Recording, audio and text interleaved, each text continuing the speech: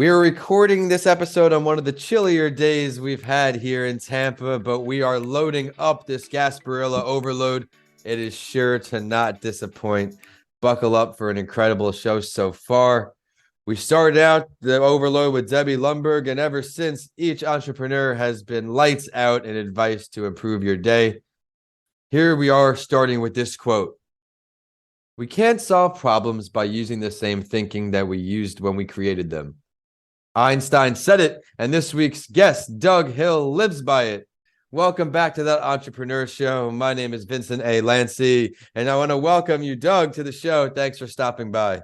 Thank you, Vincent. I'm looking forward to having your journey join this Gasparilla Overload, and today's guest is passionate about creating a worldwide business that will improve digital security. He joins the show as the founder of Real Random. They have developed hardware and software for a cloud-based system to deliver true random numbers that are impossible to predict. Real Random is a design win built to support internet infrastructure security operations of companies like Amazon, Juniper Networks, and Cisco. I learned networks are as strong as their weakest access points. Doug helps organizations with high security standards secure every device on their networks at the root level, the random seeds used to generate secure keys. His role as a land developer laid the groundwork for managing complex processes found in technology innovation and development for commercialization. Some other areas of discussion are going to include core values, integrity, inclusiveness, and innovation for all. Stay tuned for the spotlight story at the halfway point, and we have a great one this part of the Gasparilla episode. This might be my favorite one because for this one, we're actually going to go over some history of Gasparilla for everyone who is not in Florida, and I'm sure we'll have some Tampa banter with that. But Doug Hill, are you ready to kick this show off? Yes, I am. Thank you. All right, let's date back a little bit. When did you start your entrepreneurship journey? Why did you become an entrepreneur? My entrepreneurial journey started when I was 7 years old.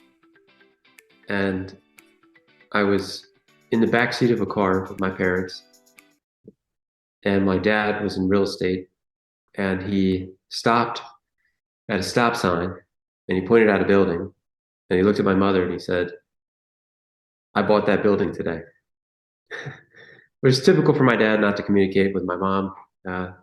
But that put a light bulb in my head that you could have more than just a job. You could own things where you didn't live, and you could do it to generate multiple sources of income. This segment is sponsored by Bedrock Business Builders, a small business startup specialist. Start, build, manage. And that's really when my journey as an entrepreneur started. My willingness to assume economic risk, my willingness to fail, and to set goals that were maybe not achievable. That's really when it started for me. So a long time ago. Goals so big they scare you. I encourage all entrepreneurs to chase those big goals. And so you started at 7, you got that mindset young. What was your first business that you created?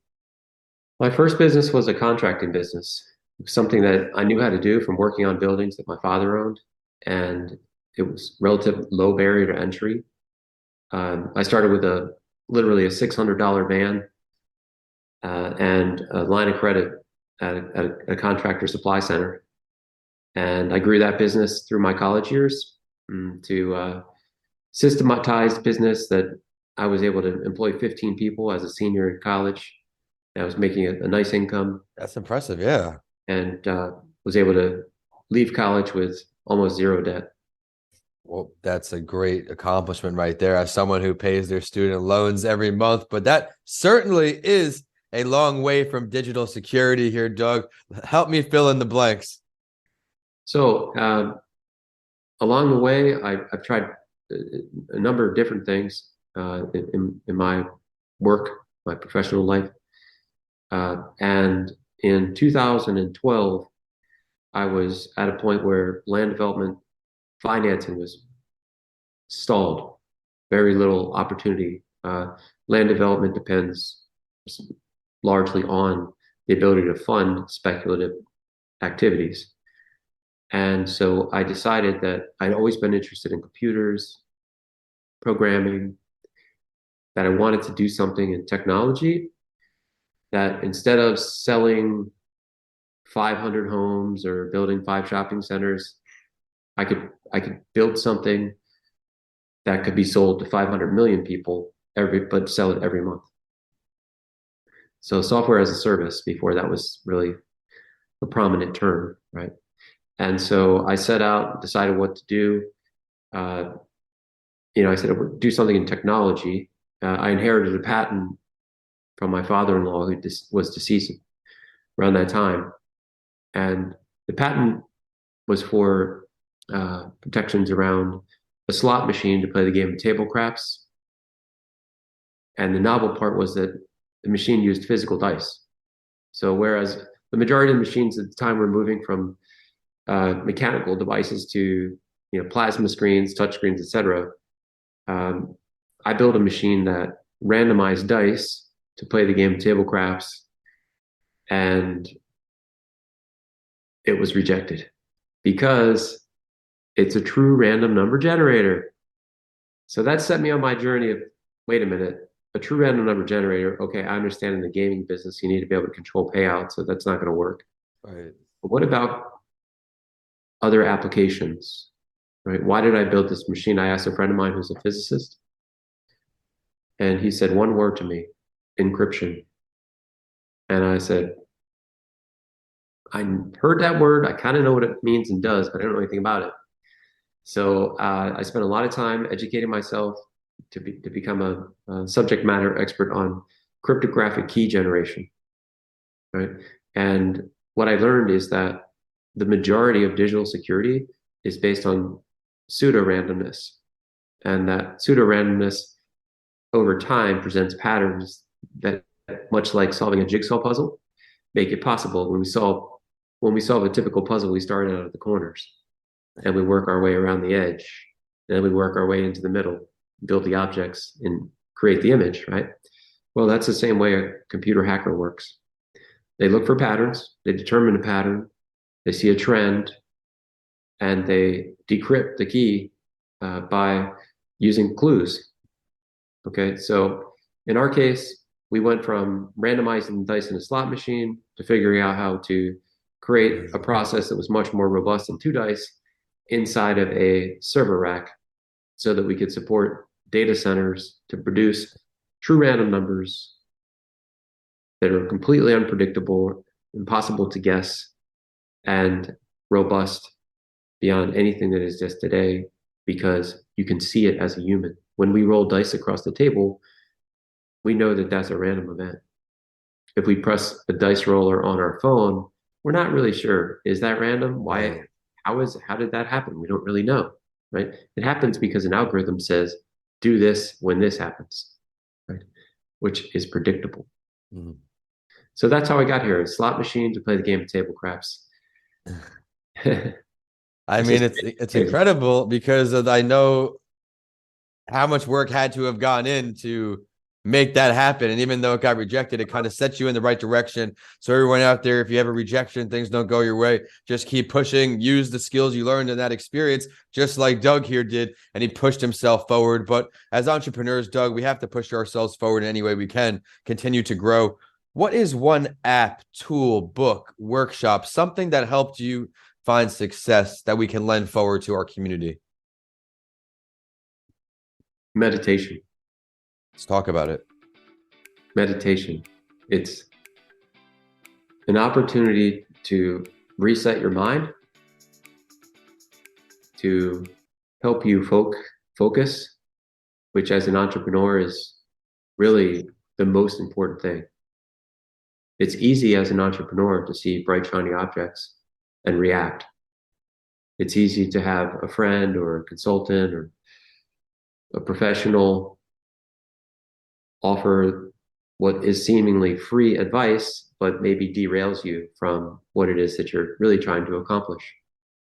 It's not to say that you have to block out those sources of support in your life, because as an entrepreneur, you need a lot of support, because as you just said, rejection is the norm. Failure is the norm. And so meditation gives you something that is available anywhere. It's free to use, and it's a habit that helps you build your power to focus. I love everything you just said. I put that right here in the show notes or when it comes out. Failure is the norm. Rejection is the norm. We're going to have to find a way to get used to it, or entrepreneurship will not be for you. I could speak for myself personally.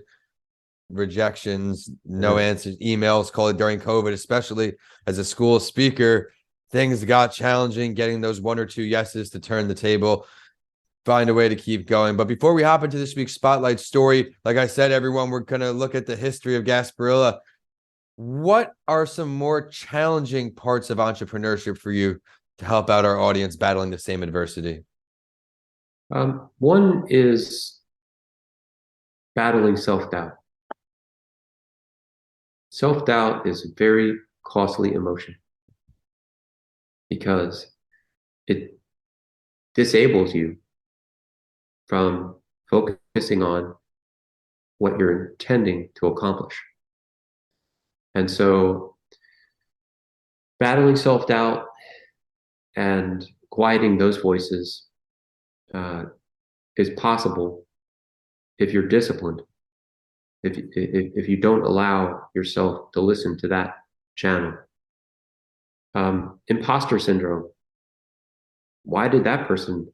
I'm doing the same thing they're doing. Why did they get funding? Why did they have that customer? Why? Right? Well, you don't know how many times that person failed. You don't know what network that person strived to build, right, to be able to get the opportunity to land that customer, land that account, get that opportunity. You don't know what sacrifices that person may have made. You don't know what concessions that person may have made to make that contract, to make that sale, etc.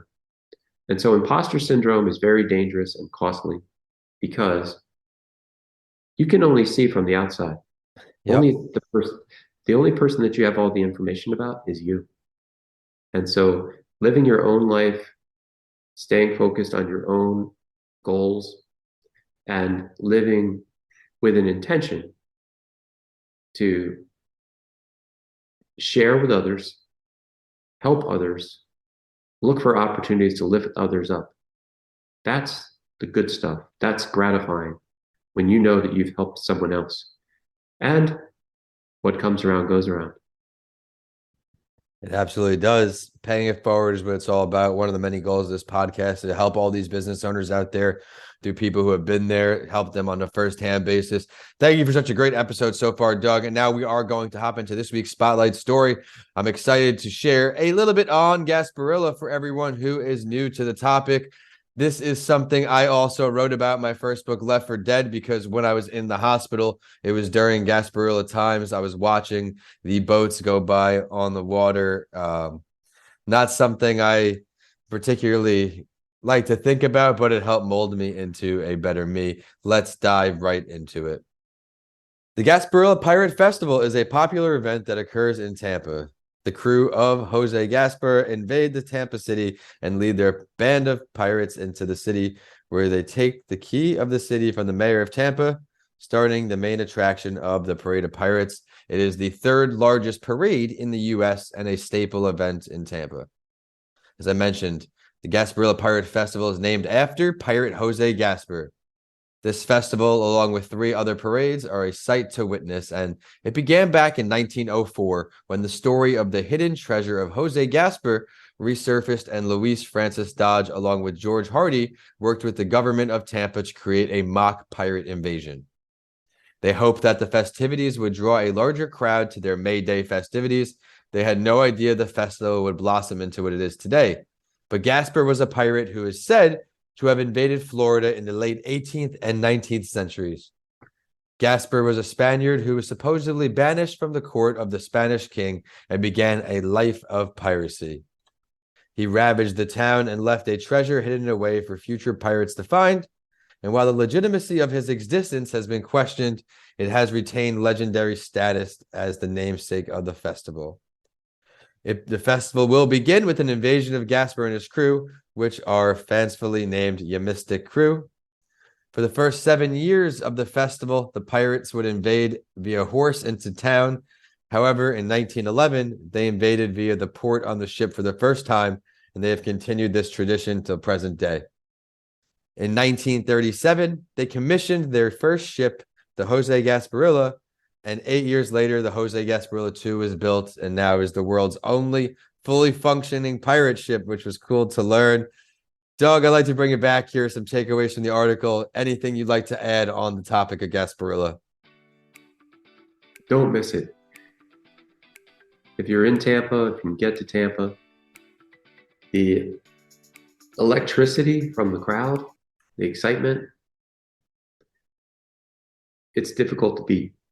And the reenactment is fascinating. I had the pleasure of living on Sparkman Channel for 2 years, and in a high rise there, and so I could see the event. A lot of smiling faces. I love that it's not political in any way.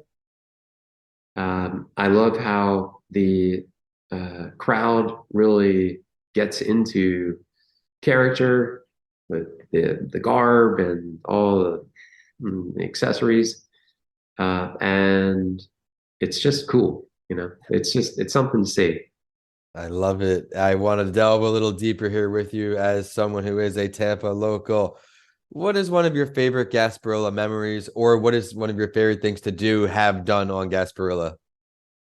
My favorite thing is seeing the children, because they are experiencing something new, and the excitement, and all the their reenactments. So I'd say that's probably the coolest part is the kids. And I think a great way to view it, if you don't have a boat, you can use the water taxi, go to different places. That's really a great way to get around. It's fun, and it's keeps you out of the Uber, because it can get pretty congested at that time. So it's a great way to interact with other people. So all in all, just a great community building event. The city does come together, and I love the water taxi recommendation. I'm gonna have to try that this year, because someone every year, Ubers are not only impossible to get to exactly where you are, if anywhere close, there's like a 5x surge at a minimum. It's costing you to go just a few blocks. Love the Gasparilla memories there, Doug. Before we learn which entrepreneur you would sit down with throughout history, is there anything else you would like to share on your business? Can't say other than I've recently moved from the Embark Collective, which was a wonderful experience in downtown Tampa. Oh, cool.